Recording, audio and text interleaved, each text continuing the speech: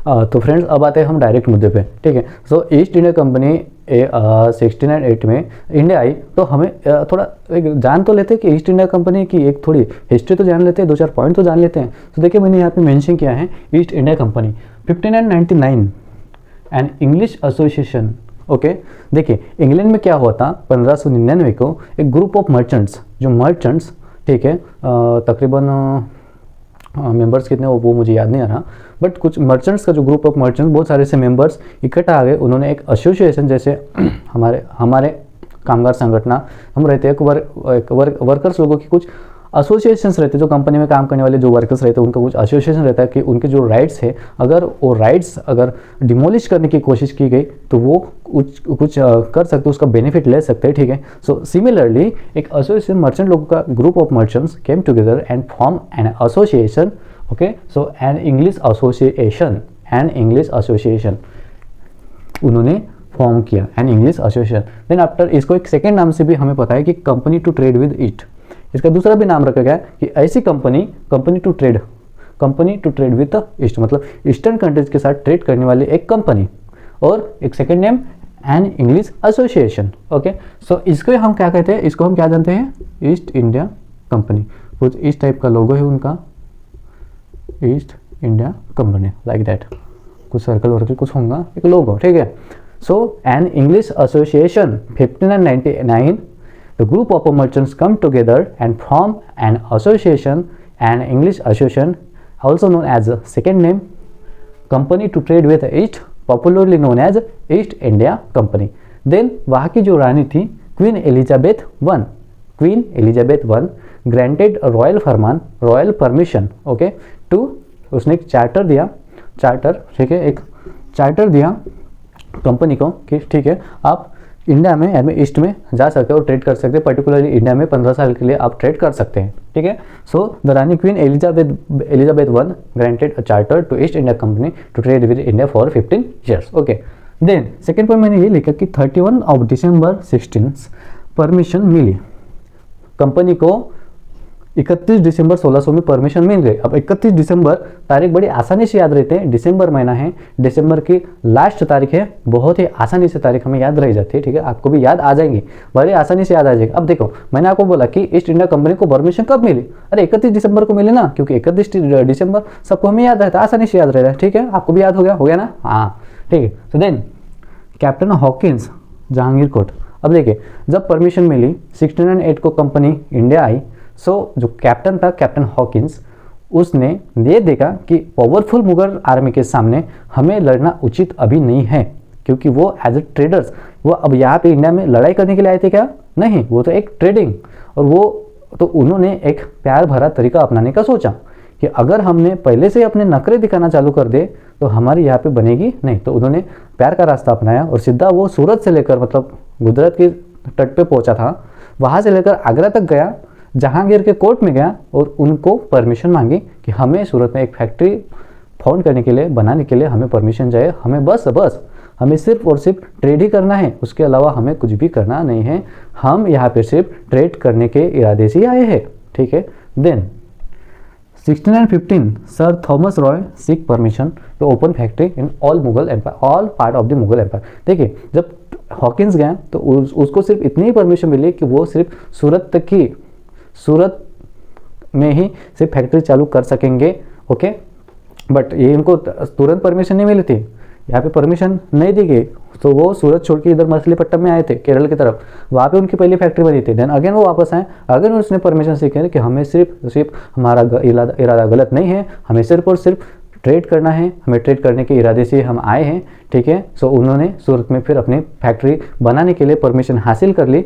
Then वो इतने में ही सीमित नहीं रहे, क्योंकि उस वक्त उनको सिर्फ सूरत के इलाके में ही ट्रेड करने की परमिशन मिल गई।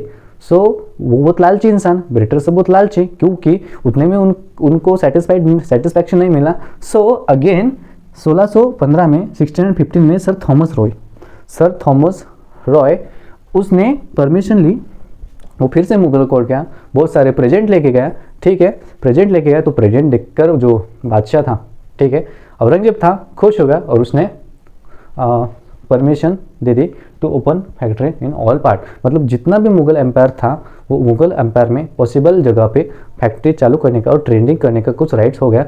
बट उसके बदले उनको ब्रिटिश कंपनी को एक ईयरली कंपेंसेशन देना था 1.5 लाख का, 1,15,000 का ईयरली कंपेंसेशन मुगल एम्पायर को, मुगल कोर्ट को देना था। ठीक है। देन चार्ल्स सेकेंड, देखिए अब उतने में ही उतने देखिए अब सूरत में उन्होंने फैक्ट्री बना ली और परमिशन ट्रेड करने की भी मिल गई, तो अब रह गया बॉम्बे। अब बॉम्बे भी उनको चाहिए था, बट दैट टाइम बॉम्बे किसके अंडर था? पोर्तुगीज के अंदर। तो उधर इंग्लैंड और पोर्तुगीज इनके बीच में क्या हो गया? रिश्ता जुड़ गया। ठीक है, शादी का रिश्ता जुड़ गया। और क्या हो गया कि जो पोर्तुगीज की जो प्रिंसेस थी, पोर्तुगीज की प्रिंसेस थी उसकी, और जो किंग था ब्रिटेन का जो किंग था चार्ल्स सेकेंड, इनकी शादी तय हो गई। तो क्या हुआ, पोर्तुगाज ने क्या किया कि जो बॉम्बे था, island of Bombay, East India मतलब ब्रिटेन क्रॉन को एज अ डाउरी करके गिफ्ट में दिया। ठीक है, एज अ डाउरी करके गिफ्ट में दिया। देन उसके बाद 1668 को जो island of Bombay as a dowry करके ब्रिटेन को मिल गया था, तो अब ईस्ट बॉम्बे पे अब किसका कब्जा है, किसका अधिकार है? ब्रिटिश क्रॉन का, ब्रिटेन के क्रॉन का। सो अब ईस्ट इंडिया कंपनी क्या, अरे हम तो इंडिया में हैं, इधर तो सब देख रहे हम कर रहे हैं, तो बॉम्बे तो हमें भी मिलना चाहिए ना, ईस्ट इंडिया कंपनी के अंदर ही होना चाहिए। तो 1668 में क्या किया कि island of Bombay acquired by East India company from British. तो ईस्ट इंडिया कंपनी ने रिक्वेस्ट की कि ईस्ट इंडिया मतलब जो आइसलैंड ऑफ बॉम्बे है वो कंपनी के अधीन किया जाए, वो ईस्ट इंडिया कंपनी को दे दिया जाए। तो ऐसा उनको वो आइसलैंड ऑफ बॉम्बे भी ईस्ट इंडिया कंपनी के अंडर में आ गया। ठीक है। Then regulating act, okay. Then उसके बाद में, ठीक है, सो एक थोड़ा ब्रीफ आइडिया मैंने आपको दे दिया। देन अब हम जब इंडियन पॉलिटी पढ़ते हैं तो हम, ठीक है, एक company rule and crown rule, दो कंपनी रूल 1773 से लेकर 1858 एंड क्राउन रूल 1858 से लेकर जब तक कि इंडिपेंडेंट नहीं मिल जाता 1947 तक, वो क्राउन रूल, दो पार्ट में हमने डिवाइड करना है। तो रेगुलेटिंग एक्ट जब हम देखेंगे तो हमें पता है कि जैसे वो आए, देन उसके बाद में 1946 की असेंबली हुई, डिमांड हुई अपने कॉन्स्टिट्यूशन बनाने के लिए। सो उसके पहले क्या कि सिपोई म्यूटिनी 1857 का जो सिपाही म्यूटिनी है, उसके बाद में क्राउन को ये लगा कि कंपनी के जो पावर्स है वो पावर्स अभी अपने हाथ में ले लेना चाहिए, क्योंकि अब कंडीशन चेंज हो चुकी थी। ठीक है, अब इंडिपेंडेंट स्वतंत्रता के लिए अब लड़ाइयाँ चालू हो चुकी थी। ठीक है, हमारे लोग जाग उठे थे। ठीक है, सो उसके बाद एक दौर आया जब तक के मतलब ब्रिटिश क्रॉन ने पावर्स अपने हाथ में ले लिए, और जब तक कि इंडिपेंडेंट नहीं मिल जाता तब तक के वो जो पावर्स थे वो ब्रिटेन क्रॉन के हाथ में ही थे। तो ये सारा एक ब्रीफली आइडिया हो गया हिस्टोरिकल बैकग्राउंड का। देन अब हम देखेंगे रेगुलेटिंग एक्ट। ओके, अब हम देखेंगे रेगुलेटिंग एक्ट ऑफ 1773, क्योंकि उसके बाद में जो कॉन्स्टिट्यूशन फ्रेमवर्क हुआ, असेंबली और जो कॉन्स्टिट्यूशन निर्माता है, कॉन्स्टिट्यूशन जो ड्राफ्टिंग कमेटी है, जो भी कॉन्स्टिट्यूशन निर्माण करने के लिए जो भी लोगों का सहयोग था, उन्होंने कॉन्स्टिट्यूशन बनाने के लिए जो कुछ भी फ्रेमवर्क था, जो कुछ भी बेसिक जो जड़ें थी, वो जड़ें ब्रिटिश काल में जो कंपनी के द्वारा, जो क्रॉन के द्वारा जो रूल्स एंड रेगुलेशन एक्ट जो लाए थे, उनकी वही जड़ें, ठीक है, वही हमने एडॉप्ट किया। मतलब पूरा का पूरा वही एडॉप्ट नहीं किया, कुछ पार्ट्स हमने वो एडॉप्ट किया, वो हम आगे देखेंगे क्या हमने एडॉप्ट किया। बट हमारे कॉन्स्टिट्यूशन की जो मूल जो बेस है, जो जड़ है, वो ब्रिटिश रूल में ही है। तो हमें ये सारे रूल्स, रेगुलेटिंग एक्ट से लेकर सारे रूल्स हमें समझना बहुत ही इंपॉर्टेंट हो जाता है। फॉर एग्जांपल, अगर हमने देखा कि एक एजुकेशन सिस्टम हमारे इंडिया में कब स्टार्ट हो गया, तो हमें वो देखना ही पड़ेगा कि पिट्स इंडिया एक्ट क्या है, चार्टर एक्ट क्या है, 1813 का जो चार्टर एक्ट है उसमें